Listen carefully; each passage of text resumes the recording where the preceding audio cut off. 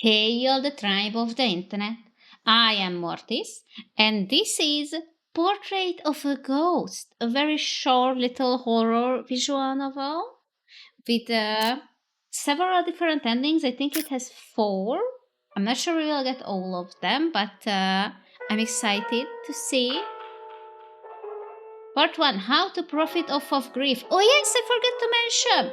The protagonist is an awful person. We are a photographer who claims that we can capture ghosts on pictures. So we are visiting people who have lost someone, when they're grieving, and we are telling them, "Oh wait, I can make you see them one more time." Right this way, madam. Please make yourself comfortable. But why don't we have a chat before we begin? Oh, the scam train begins. Tell me more about your dear husband. There. Yes, bless his poor soul. Oh my god. In a modest sitting room with curtains open to the afternoon sun, the widow perched like a shadow in the arms of a plush velvet seat.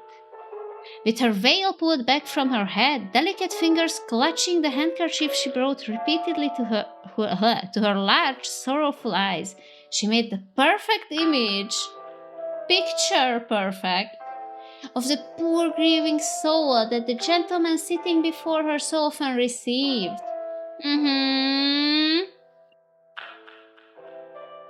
A poet might have described her glistening eyes as deep pools of wretched misery, or oceans that had no end. But Arthur Hope was not a poet. I think we are Arthur Hope. His only observation about the woman's face was his hope that she wouldn't burst into tears during the sitting.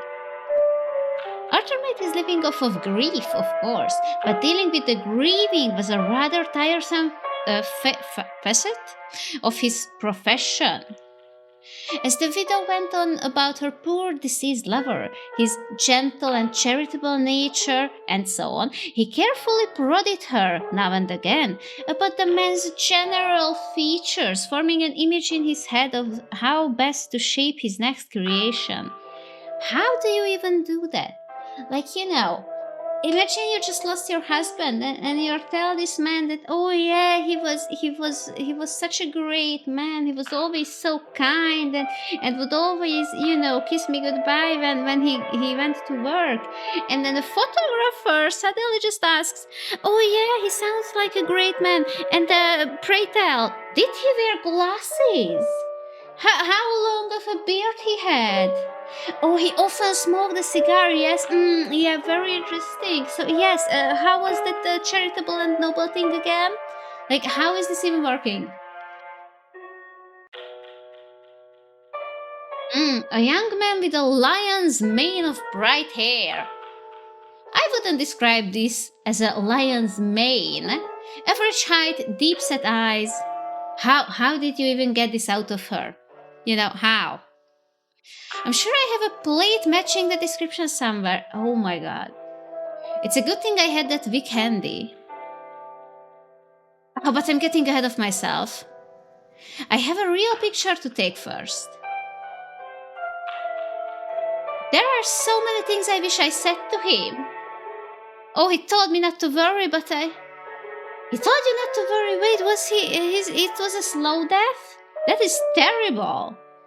I'm sure he was a wonderful man, madame. I'm so sorry once again for your loss. I always tell my clients I can never guarantee when my camera might capture a spirit. But today I feel almost certain he might be in the room with us. Oh my god! Why don't we take your picture now and see for ourselves? How is this even going to go? Oh yes, of course. Make yourself at home. I'll be right back. Center your subject within the frame. Wait, am I taking the photos? What? What? Why is it upside down? Oh my god, just a minute. The cat decided it was the perfect time to jump in my lap. Hello, kitten. So why am I doing this and why is everything upside down? Can I rotate? I cannot. Oh! Should leave enough space to add the spirit. I mean, we are taking the picture of the video? Why is this upside down? We are ready to begin. Please stay still until I tell you when the exposure is complete. This is very early Photoshop. Ah, yes. If you are there, my darling, please show yourself. Please. Arthur Hope hadn't always been a charlatan. Backstory time. Once he had been Artie, a shy and painfully honest boy with angelic blue eyes and a limitless imagination. He spent every chance he could in his uncle's library, losing himself in tales of monsters and terror. Oh, I like those as well. They were never so frightening as the real world around him. He could honestly say, yes, I feel that as well.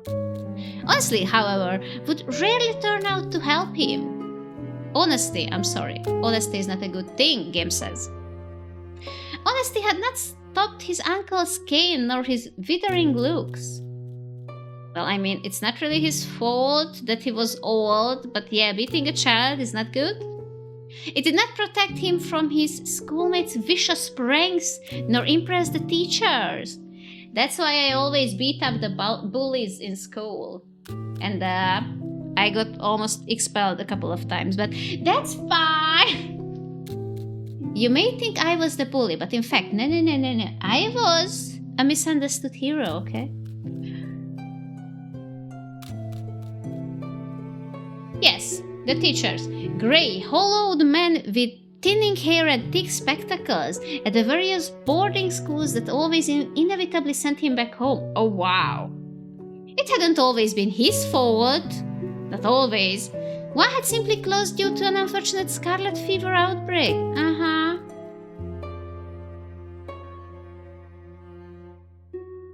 No, it was a liar's word. And by the time Arthur Hope first found himself behind the lens of his late uncle's sliding box camera, he had built, well, if not a kingdom of lies, then at least a barony. At just shy of 30, his schemes had brought him an unsteady income and the regard of a handful of influential friends. Few of whom knew his background or how much he truly borrowed from them. Okay. So we had a shitty childhood and now we are just trying to get by. Arthur's uncle had taken up photography late in his life, and having no family save for his troublesome nephew, had left the young man the aging house he had turned into his studio along with a small fortune in equipment after his death. Well, I mean, you just inherited a house. That is huge. Arthur had little interest in the profession beforehand, but even he could not resist the allure of a burgeoning technology that was so much like magic. Oh yes, fucking magic. Capturing light through a mechanical eye. I mean, this is fucking magic. Preserving an image of the world a single moment in time. It was something just like the tales of mystery he grew up on. The ability to capture his own likeness was, of course, its own draw. He had a fair face, he was not shy to admit, and would like a reminder of it should he ever have the misfortune of living a long life. Oh wow. Carefully, he slid the plate holder out from the camera's wooden frame. A pile of discarded glass plates and blurry albumen prints sat on a table beside him, the fruits of his earlier attempts. I have a good feeling about this one. Let's get you to the dark room, shall we? Okay, how is this going to go? It was as the print formed in the early afternoon sun that Arthur Hope saw his uncle's ghost in the frame beside him.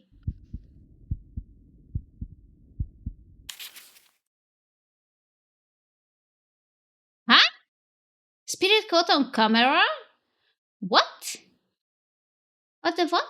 Are we clicking? Ah, yes, we are.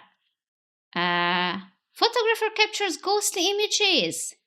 Ghost photographs shock world. Okay, but these are the same pictures. This is a new one. Spirit photography, the man behind the camera. Are spirits all around us? Ghost photographer Arthur H. Hope claims to have the answer. Amazing. How? Whoa, okay. It was only after a sleepless night of waiting for a spirit to accost him, then furiously rifling through his uncle's equipment, that he realized he had made a simple and perfectly ordinary mistake. Photographic plates have to be cleaned very thoroughly to remove any imprint left behind by a previous negative. Arthur, an amateur, had not done so. Thus, a trace of one of his uncle's self-portraits remained on the glass plate he had used for his own. But the fact that the image had lined up so perfectly was nothing short of a miracle. A miracle that sparked the idea for a brand new, lucrative story in Arthur's mind. Are we using the same chair, like the same setup? The widow. It's him! Oh, my darling, I knew you were with me all this time. Thank you, Mr. Hope, thank you. He looks so peaceful. I don't know what to say. Overwhelmed, the widow began to sob. Arthur patted her back gently. I can earn more if I make them come back for a sitting or two before I give them a spirit, but I feel sorry for her this time. Oh my god, really? Just this once? I'm growing soft. Ah, really? Not at all, madame. It brings me joy to know you have a guardian spirit watching over you even beyond the grave. I can be at peace now, thanks to you. Please, take this. She handed him a stack of crisp banknotes, far more than the agreed-upon sum. I can't possibly, madame. Oh, look at it! Look at his smug little face. Oh no, please don't give me all this money. No, I cannot. I insist. Not a bad use of time after all. Part 2, Portrait of a Girl. Late in the evening, a knock came at Arthur's door. The widow had been his last appointment of the day, but it was all too common for unwanted visitors to arrive long after closing. Sometimes it was the press, sometimes an angry skeptic, sometimes a wretched, grieving soul who would beg for his charity. Wow. Arthur ignored it, headed for the door. Oh, so now this is where we can decide thingies. And I was thinking, how is it going to get, how are we going to get different endings if it is so linear? But it is not. We're going to check it out, obviously. Arthur crept down the staircase to the entryway of the old house and quietly approached the door. Carefully looked through the spy hole. There is a spy hole. I mean, it seemed like on the pink shirt that we opened the door, but it's fine. Stood there in the rain was a girl. Okay. She didn't seem to have an umbrella or raincoat or be human at all. What's this face? She didn't seem to... yes, it was a miracle she wasn't drenched thoroughly. Perhaps she had arrived by carriage? But Arthur hadn't heard one approaching, and none were stopped in the street. Yes. Okay, is she knocking on my window? Once more she rapped on his door. Okay, the door. Arthur wondered how long she had been standing there. He decided to ignore her or open the door. You know what? Why not? Why not? We only live once. Open the door. What if you let in an angry ghost? With some hesitation, Arthur swung the door open. Can I help you, miss? Oh my god, it's not a ghost. It's actually a girl. What? In the gloom of the rain, lit with only the light coming from the hole, the young woman was surprisingly lovely. I almost read surprisingly lonely and I didn't understand. How was it a surprise? She looked about 20 with a face so fair she could have been a porcelain doll, if not for the deep brown eyes that stared with such vivid intensity from behind her dark lashes. Locks of her chestnut hair spilled from a bonnet trimmed with white ribbons and silk roses. Wow! Are you like rich? Her gown was made of a rich green satin and fine white lace and looked expensive, yet at least a decade out of style. She is a ghost? A rich ghost? The girl clearly came from money, but it seemed that she or her guardians had dated tastes. Dark-eyed girl. Okay. Are you the photographer? Her voice was soft but did not betray any nervousness. Her brown eyes stared right at him, what? Right at him. Almost. Arthur felt straight through him. Ah. Well, yes, but my friends call me Arthur. And are we friends? I don't wish to become your friend, sir, yes. But if you are indeed who you say you are, then I require your services. Making demands straight away, eh? Definitely a rich lass, perhaps even highborn. In that case, best to hear her out. What can I do for you, miss? You are the photographer, are you not? I need you to take my picture. I would be happy to make an appointment with you, miss, but I can't guarantee a spirit will appear. I don't want anyone or anything else in the photograph. I just need my picture taken. Really? A likely story. She wouldn't be the first to ask for a simple ordinary sitting while secretly hoping for a ghost to appear. I'm sorry for stumbling so much. I'm very tired. Well, I'm fully booked for quite a while, but I would be happy to arrange a sitting. Demanding, girl! You have no one with you now, so why can't you take my picture? Miss, it's late. Lamplight makes for a poor image, and I would have to wait until daylight to make the print in any case. Might I also emphasize how inappropriate it is for a young lady to call upon a man uninvited after dark? Please. Oh no, like it's a please. She's not demanding now, just dark-eyed. Okay, please. One picture, it's all I ask. Please, I've been waiting so very long. Have you? I should hear her out, send her away. No, hear her out. Okay, let's clear it up. Like, hear her out doesn't mean that we are letting her in and taking a photograph. It means we are hearing her out, right?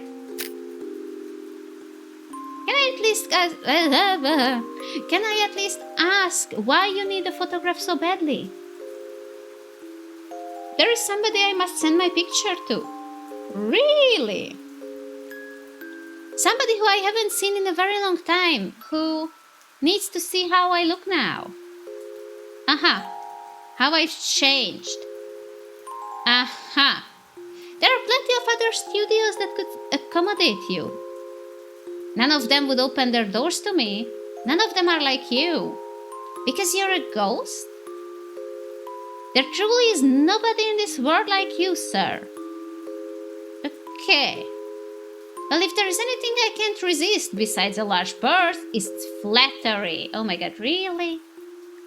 And let's admit it, that sweet face isn't an easy one to refuse. You do realize that she is like 10 years old, younger than you? Being around sobbing fools all day really has turned me soft. Fine, you've convinced me. Please step this way, Miss Edith Harper. Nice. Can I offer you any tea? None, thank you. Please, can we hurry? As you wish. Okay, dragging. Oh, it's dark. Oh, it's very dark. Oh my god, that's the... Okay. We will need more candles. I can't get an image like this. Yes. Technology is awfully inconvenient. It is. You could have come by during daylight,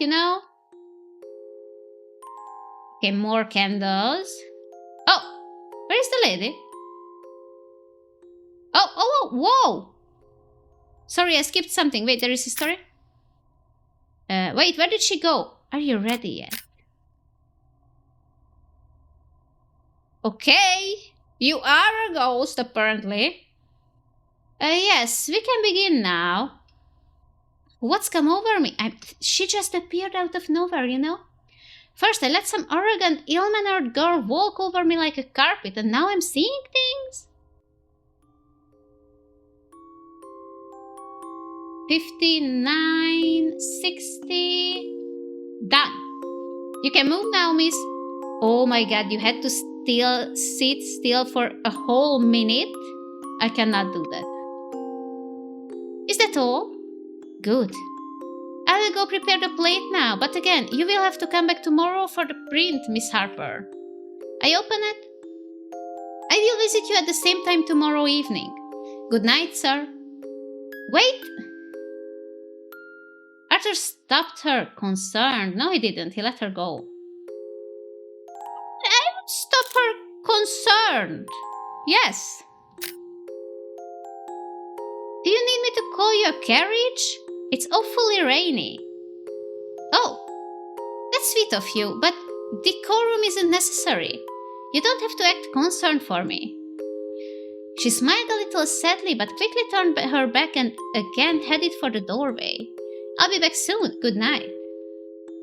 Okay, that's what you were concerned about? Disregarding his protests, she slipped from the room, through the entryway and out the front door into the rainy night. She didn't even ask to borrow an umbrella. Damn it, I forgot to discuss payment too. Well, hopefully she brings enough with her tomorrow. Now, I have to get this plate ready before it dries, but after that, perhaps I will retire early. It certainly has been an interesting night. But it's already dark. What, isn't it late already? That night, Arthur Hope had strange dreams. Part 3. Phantoms. A chill wind rocked the house, rapping against the walls. Figures crept around the edges of Arthur's vision, flickering like flames, hovering like moths. A weight covered his entire body. He could not shift or twist his limbs. Ooh, is it your sleep paralysis demon? The blankets engulfing him felt like earth packed with stones. Ew, heavy, cold, damp. Ugh. Oh my god, bones? What are these? Are these bones? Something wriggled under his clothes, creeping up his neck, over the side of his cheek. Oh yes, into his eye socket. What is this? Tongue. Oh my god. Yes, it's a, Oh no, it's not a tongue. It's like a little snake. A worm. Another crawled into his open mouth, slittered down his windpipe. Ew. He tried to scream, but not a sound came. His jaw was locked in place. His lungs were still. More writhing things engulfed him, eating at his flesh, digging between his bones. Oh my god. Oh. Arthur jerked violently out of bed, gasping. Cold air filled his lungs, bringing him back to the waking world. He rubbed his eyes, then struck a match and lit the candle at his bedside table. The flame danced as he lifted it gingerly in the dark. No use trying to go back to sleep after that. Yeah, I wouldn't either. Ugh, water first, then I will head to my study and read. Okay. What? What do you mean tap tap? No tap tap. No tap tap. I do not allow that. A noise rang out in the dark. Arthur listened. Sure, it must be the rain on the roof or a shutter against the windows. No tap tap, no. No creak, no, not in this house, no. But the sound was too close to come from outside. No, it was more like... No. Footfalls, the creaking of a floorboard. May I check if someone on the roof or outside, or I don't really want to be here right now. Good lord, did someone break in while I was asleep? Okay, get a weapon. We need a weapon. Quietly, Arthur reached beside his bed for the familiar weight of his uncle's cane. Yes! And carefully, cautiously stood up. Yes, fight them. Fight the ghost that has broke into your house. I don't know. It is a chair. What? Oh! That is a... Get a hold of yourself, Art. A burglar is nothing. You've dealt with worse. Really? But we just saw a light. Have we not? Oh my god, what is that? What is that? Isn't that like a body? Oh, it's a clock. Well, that's... It's not any better. Are we searching for... Still nothing. Oh, this pounding in my chest. It's all thanks to that blasted dream. Not sure it was a dream. Okay. Okay, we are in the photography room. Oh. Hello? I know you're there. Come out. Nothing. Did I imagine it? I'm sure I heard a sound. I likes it now. The sound came again, but thicker, heavier, clunking along the wooden floorboards. Okay, who wants to bet that this is not a good ending that we're going to get right now? I'm pretty sure we are fucked. Arthur continued through the house, heartbeat growing faster, louder, more erratic with every step. His grip never left the hefty weight of the wooden cane. I will teach you never to lie to me again, boy. I didn't, I swear it. Then who left it out in the rain? This book was worth more than your sorry hide. But the cane seemed to grow heavier in his hand, then warmer, then white hot like a flame. Arthur jerked and dropped it from his hand. It landed on the floorboards with a thud. Was it Grandpa? Grandpa Arthur? He brought his searing hand to the candlelight. It was burned straight through the bone. What? Leaving ruin melted flesh on his blackened skeleton. Fire engulfed his body. His skin melted from his flesh, crisping and charring. He let go of the candle, screaming. The tiny flame leaped at the wood and set it alight. Everything turned to smoke and fire and dust. Arthur tried to run, to scream again, but black smoke filled his lungs. His body felt like it was buried in earth. Hot, burning, earth. Nothing was left of him now but bones and ash. And then there was nothing left at all. Nothing but darkness. And the cane. And the sound of that infernal cane. Arthur Hope's remains curled up on the floor, writhing like an insect, uttering pitiable, choking cries that sputtered into rasping gasps. How is it connected to the lady ghost? And there, as he lay on the floor in the corner of his eye, blurry, barely visible, like a photographic negative, an afterimage, a phantom, a figure stood, ghostly white. Isn't it the lady? Part 4, Portrait of a Ghost. Wait, what? Are we dead? Are we not? What? Oh, it was all a dream. Arthur Hope awoke at dawn in his bed. He lay silently, heart still racing as the faint ruby light traced his face. He breathed in, then out, then out, slowly, until his heartbeat steadied. Then he gingerly sat up and rubbed his eyes. I haven't had dreams like that since the old man... Well, not in a long time. He felt beside his bed. The familiar, terrible weight of that old wooden cane rested in the same spot it always did. A quick look in the mirror as he dressed confirmed that his body and skin remained intact and unburned. And he was none the worse for wear, save for a dark shadow blooming around his eyes. That morning, he skipped his usual perusal of the paper and crept up to his study, unearthing a pen and ink and an old journal from his drawer instead. Familiar old handwriting and scribbles peeked out from the pages. Is it a diary? Why am I so shaken up that I'd return to this? It's a shame no one's invented a camera that can capture dreams yet. Well, still not. But I suppose then there would be no need for poets. Wait, what? Are you a poet? You're not a poet.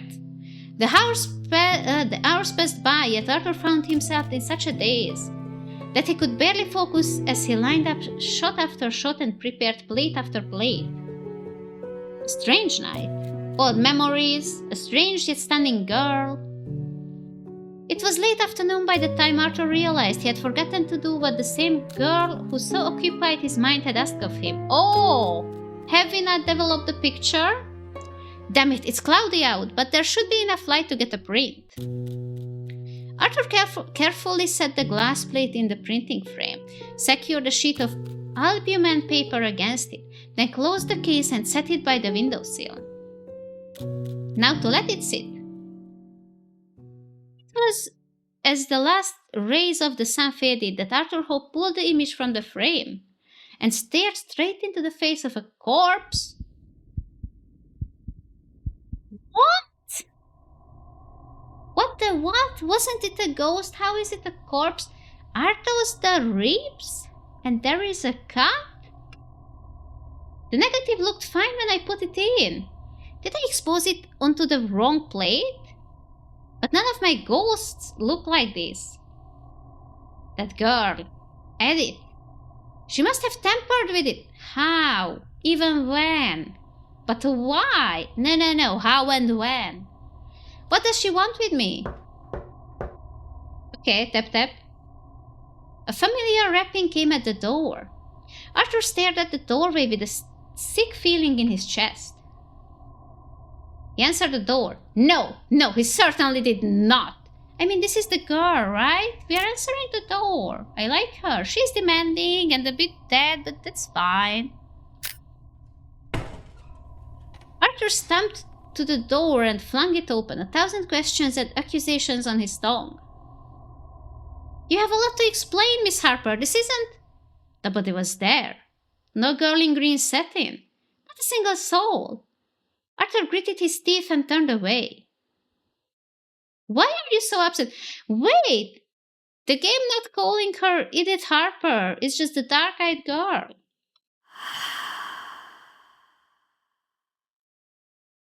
Oh no, it's a ghost. Or a corpse, I don't know. The girl who stood in his sitting room wore no bonnet or day dress. Dirt and soil and damp, dark satin clung to her bare feet and rotted, ruined nightgown. Her skin clung to her flesh in patches, pieces of it eaten away and rotted to the bone. Ew.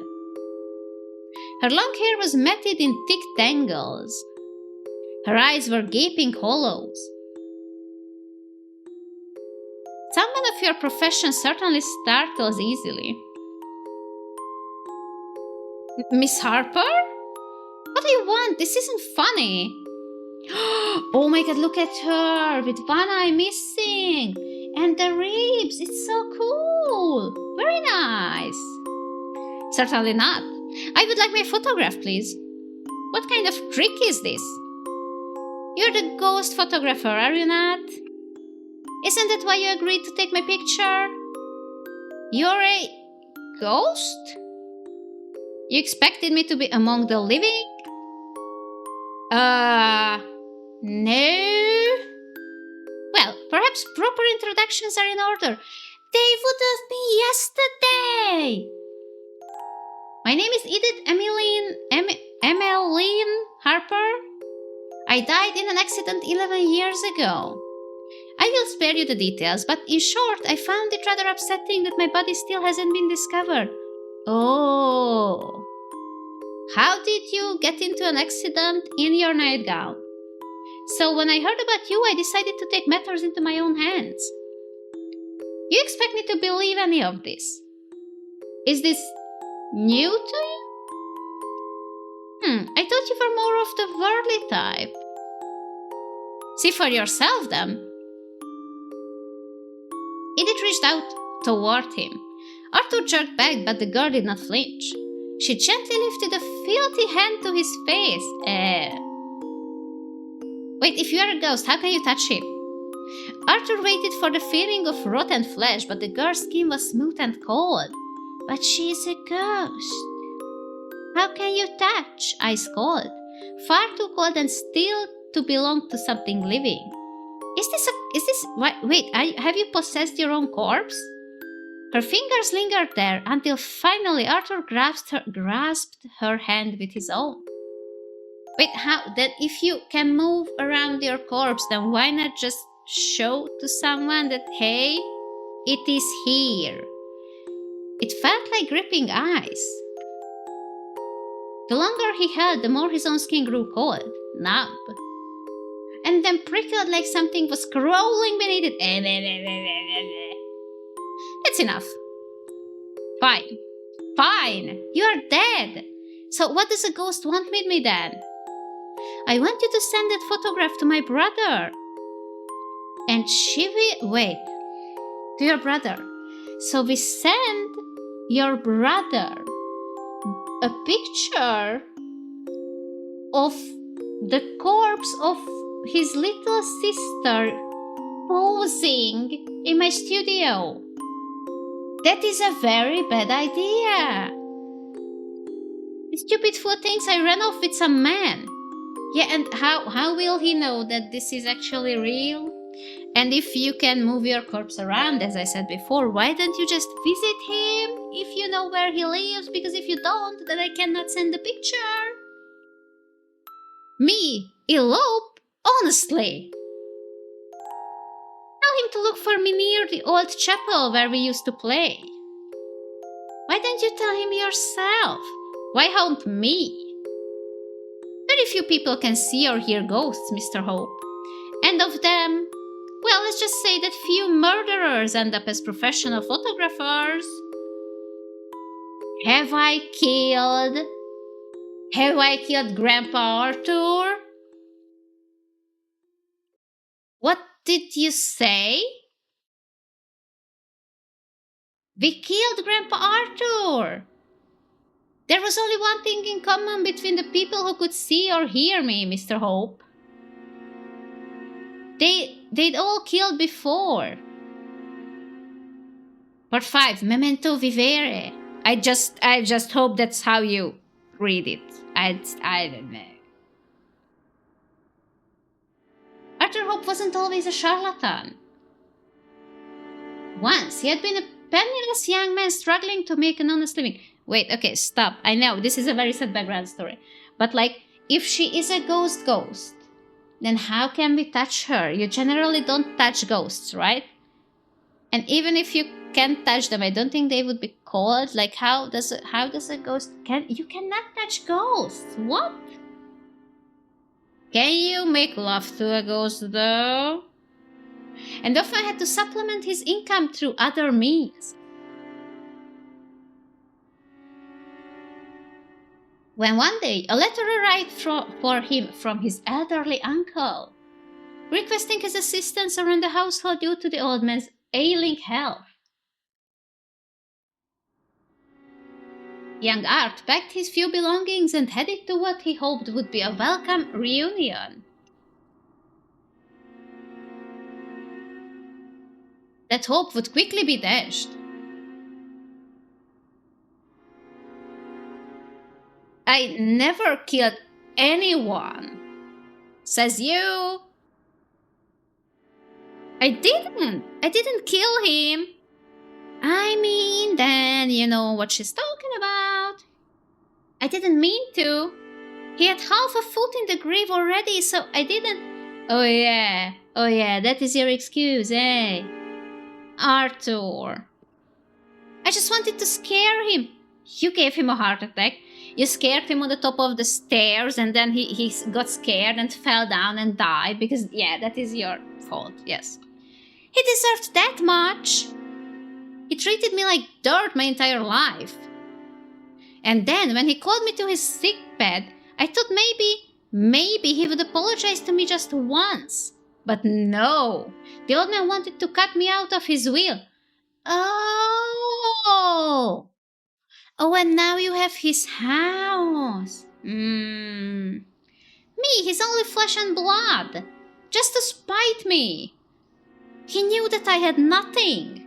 He knew that money was the difference between life and death, but all he wanted was to spit in my face at the end. What else could I have done?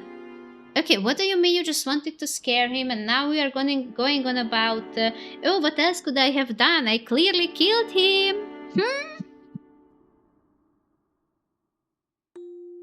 Stop feeling... sorry, this is Edith. Stop feeling sorry for yourself. Look at you. You're alive, aren't you? So long as you're alive, you can change. You can claw yourself out from whatever hell you've built. It's only us ghosts who have to be stuck in the past. And once you are going to become a ghost as well, so. Yet you've been haunted all this time, haven't you? It's done. I signed it in your name, so he will be sure to open it. Thank you. Oh,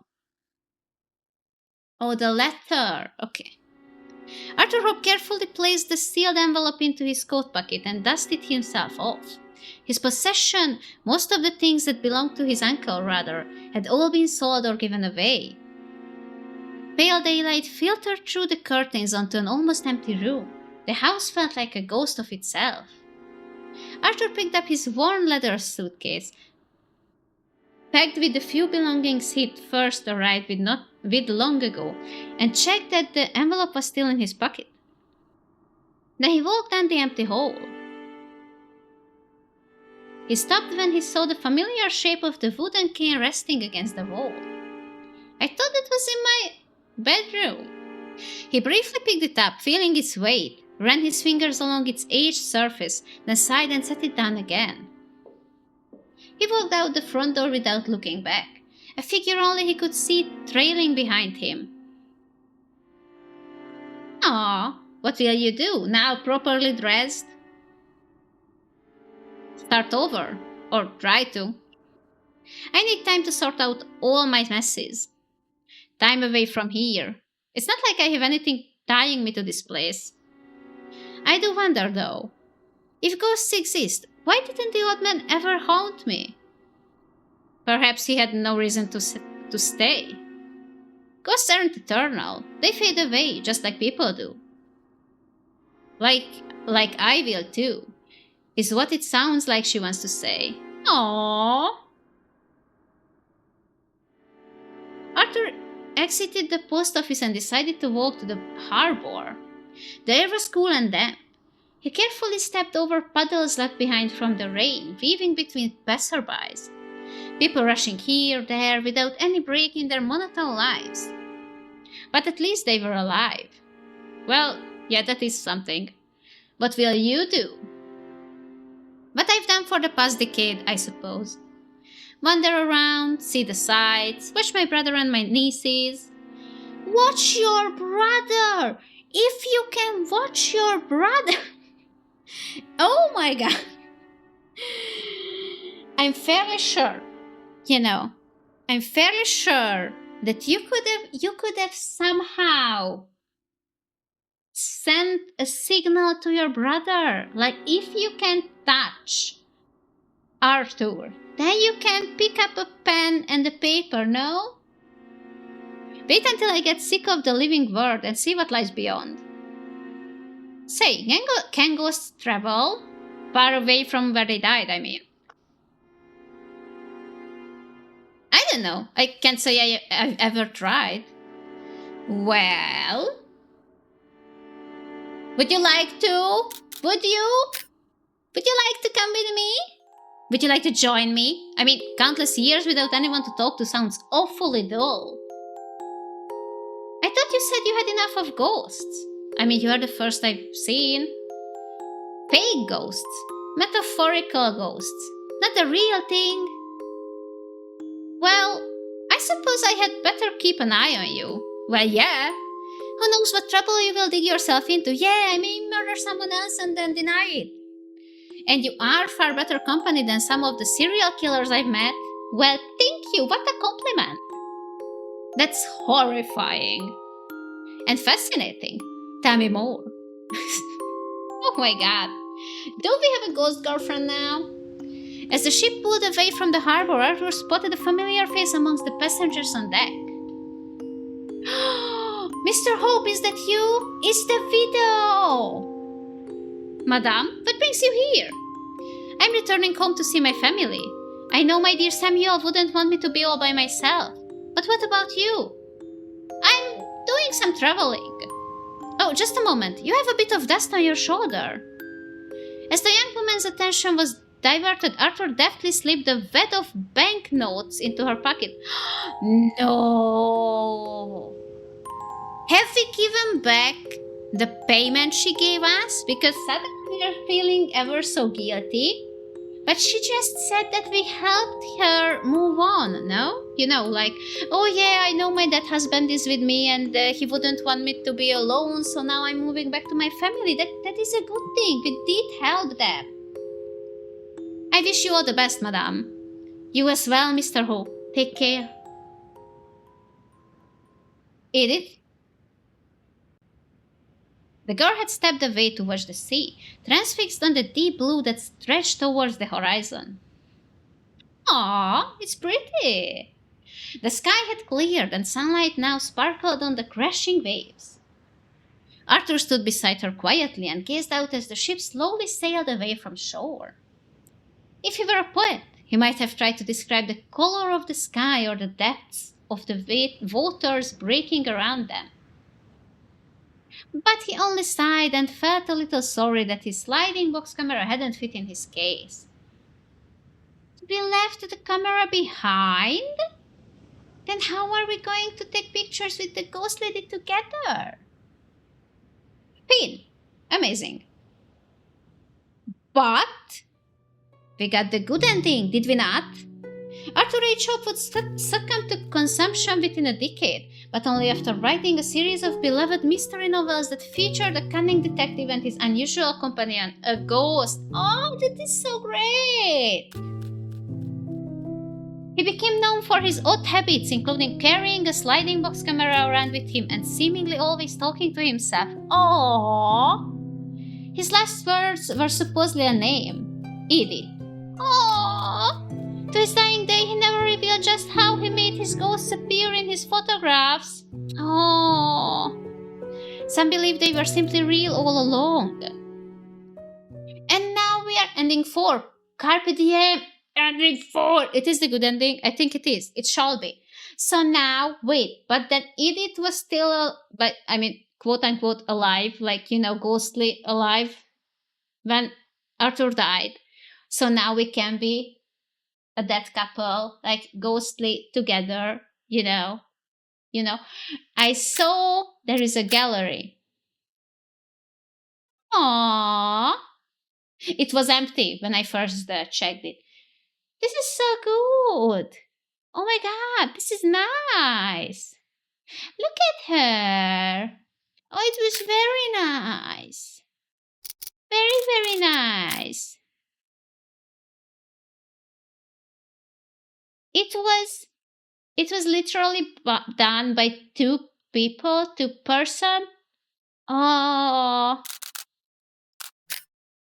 I really enjoyed it. It was such a nice little story. I guess like the other 3 endings must be like, him going crazy or just continuing his charlatan work or such. But this was very nice. And the moral of the story is to always be kind to the ghosts, even if you don't know that they are ghosts. I liked it very much. So sweet. And I'm so happy that Edith turned out to be a really nice person. And we just, we met like twice, talked about, 5 sentences to each other. And then that was enough to change our whole perspective on our lives. Like, wow. No, but really, I really liked it. It was really sweet. I hope you liked it as well. And thank you for watching the video. If you enjoyed it, please don't forget to let YouTube know about it by liking, subscribing, leaving a comment. But no one likes outros, so bye!